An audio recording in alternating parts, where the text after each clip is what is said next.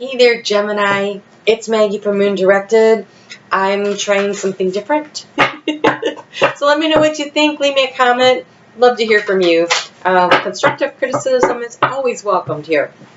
So I'm going to work and set up with the energy of the moon, although we are getting a card from the energy of the moon and one from the earth. But I wanted to also work for the month of March with Venus and with Mercury and Mars, because these are our personal planets. And so they move a little faster. They affect us for about a month, most of them. And so I thought we would just kind of start out with that. And so to get some overall energy, we have Gemini. It says the answers are coming to you. It's the full moon in Gemini card from the moon. And so, woo, there you go. The answers are coming to you. I can't keep up with the sun today. It was cloudy and now it's sunny and it's moving around, and I covered up one window and now I need to cover up the other window. That's just how it's going to go. Ooh, brilliance. So, the sun. So you have brilliance and the answers are coming to you. Wow. Okay, and so most of the month is spent in Pisces, and then it goes on the 20th into Aries. And so Pisces is in your 10th house, Aries is in your 11th house. So it's career and your outward. It's the height of your outward representation to the world, when it's in groups and group activities and stuff. And so you have lots of good ideas coming to you and brilliance. And that's amazing because Mercury is in retrograde.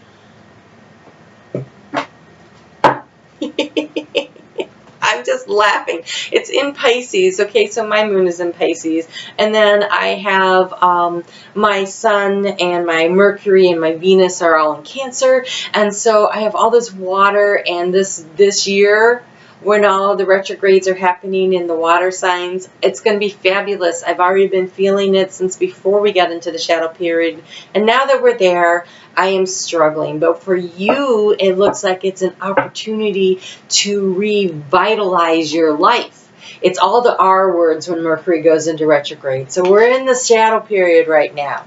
And it is going to go into retrograde on the 5th of March. And then it's direct again on the 26th, and then it stays in shadow until the 16th of April.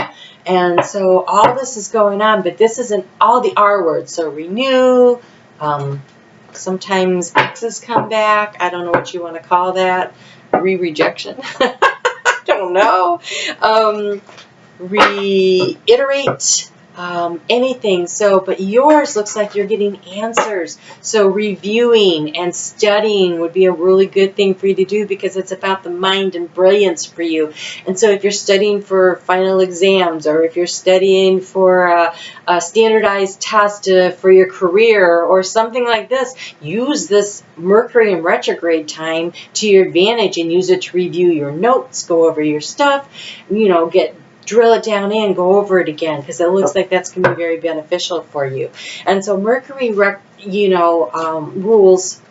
Gemini, which is about the communication between ourselves and the people around us in our lives, our inner communication with ourselves, how we speak to ourselves, how we speak to the people in our immediate vicinity.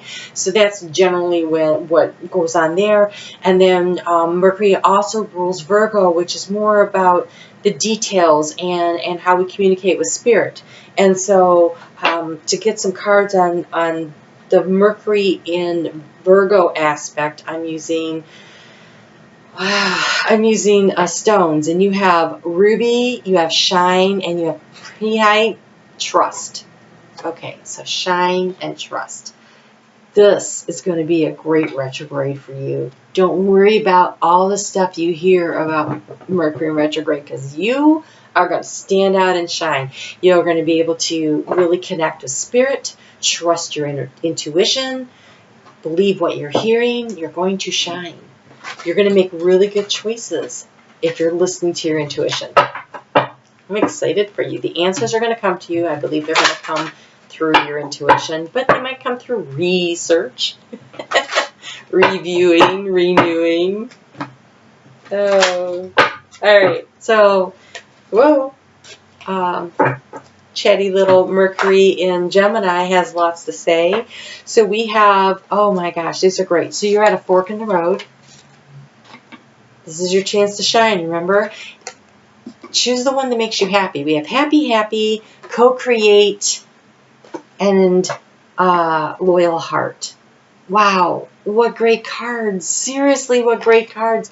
I'm excited for you. Gemini, looks like, you know, finally March is going to be a really great month for you, because it's been, I don't know, kind of up and down, but so far this is looking good. This is looking really good.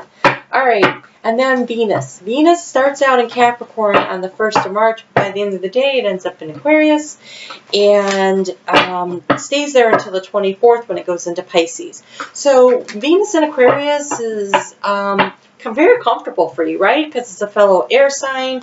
By the time it moves into Pisces, you might be like, there's a lot of emotions going on around here. I don't really like that. So I think that the first part of the month will feel better for you as far as that goes. Now, Venus rules Taurus, which is your 12th house of hopes, goals, dreams, aspirations, and spiritual connection.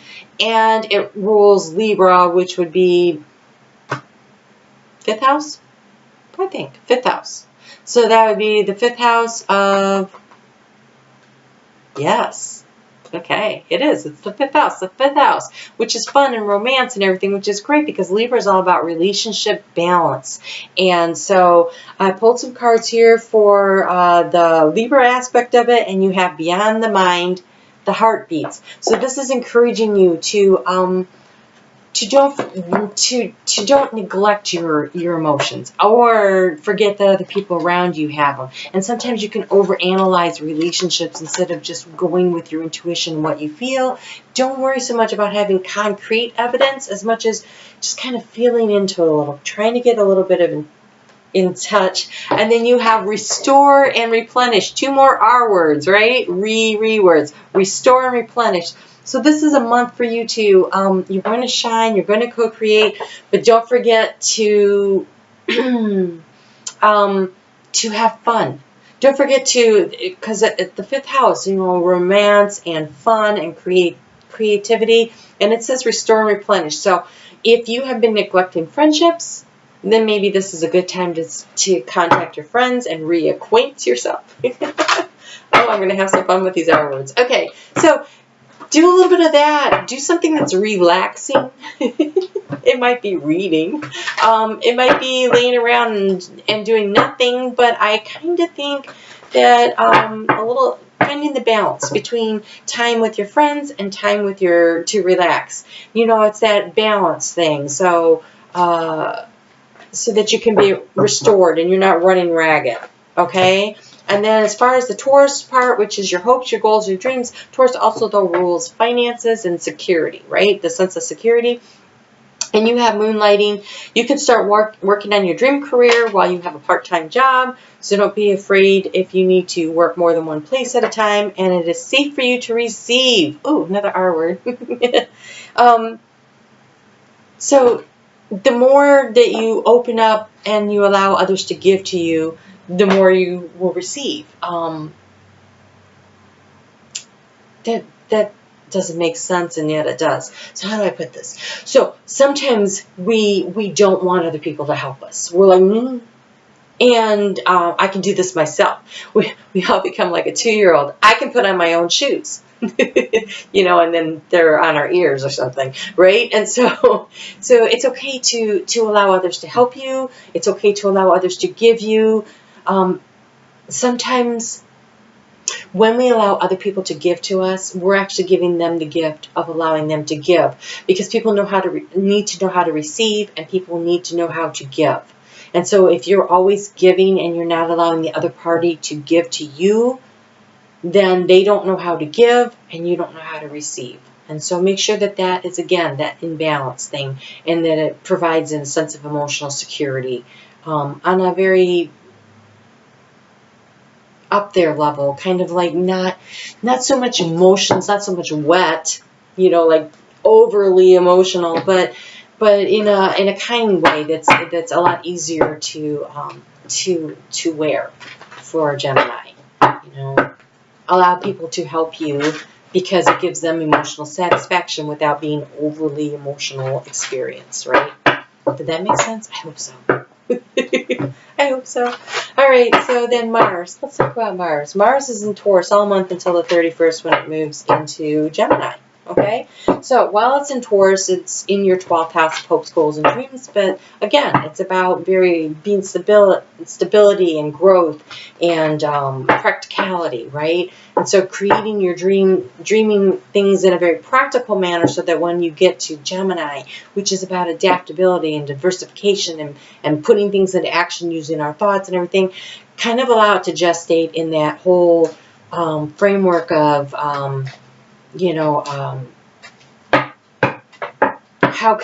the practicality of it. How can I cultivate prosperity? So you're thinking, but you're thinking in a very practical way about how you can use this Mars energy in Taurus. Mars is about competition, but it's also the action planet. It's actually where you get out there and you do things. And so cultivating prosperity so that when you're cultivating crops, there's very systematic way of doing it. You have to work with the seasons. You have to plant. You have to make sure the soil's fertile. There's time for everything. Make sure it's nurtured and watered. And so it's very practical, right? And so you're going to want to try to take advantage as much as you can of that energy.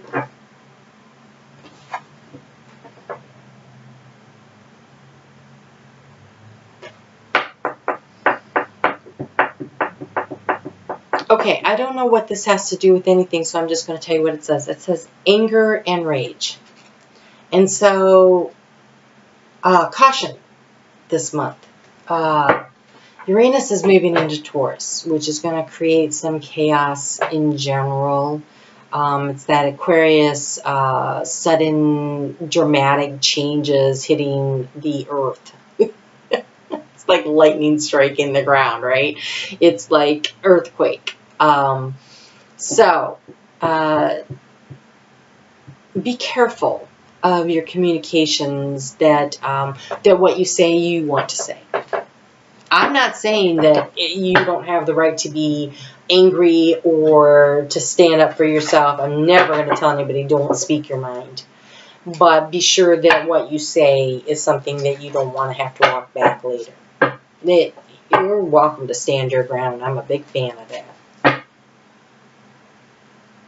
Wow. And you have Spiritual Quest, the mountain. So, that came out of nowhere. So that's that Virgo 9th house, trust your intuition. It didn't come out of nowhere. I just had to go back. We covered a lot of stuff. So, we have brilliance, and the answers are coming to you. Spiritual quest, you have trust, you have shine. Yeah, so listen to your intuition. If your intuition says now is the time to say something, then stand up and say it. If your intuition says now is the time to rest and relax, then rest and relax. Your intuition is going to say now is the time to co-create. This person is loyal, that person is not. Just really listen, follow your intuition, listen to your inner guidance. It looks like a really interesting month, Gemini. You have a lot going on. Wow, pretty impressive. Okay, so I will see you back here. I think I said it went from your career. Oh, yeah, Pisces is your career. Okay, yeah, okay. So it's going to be your career into Aries, yes. Okay. Oh, God. I don't know how I'm going to make it through. I'm going to put the year over here so you can take a look at that and see how it's going. And you guys take care. I'll see you for the weeklies. I'll see you for the full moon and the new moon. And I'm going to try to record as many of these as I can before Mercury actually goes retrograde because, wow. All right. I will talk to you soon. Bye.